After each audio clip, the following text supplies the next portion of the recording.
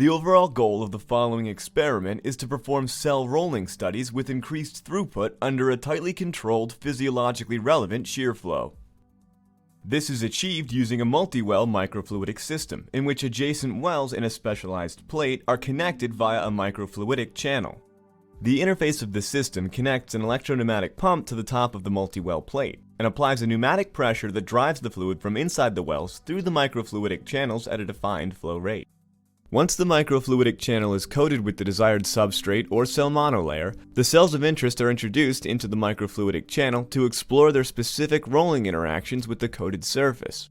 The rolling properties of the cells as they interact with the substrate or monolayer coated surface under different experimental conditions can then be analyzed with the appropriate software.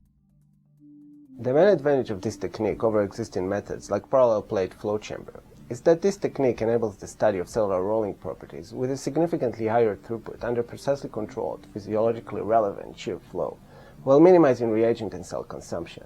This platform may help advance exogenous cell-based therapies by allowing the rapid and accurate analysis of engineering approaches designed to impact cell rolling and homing.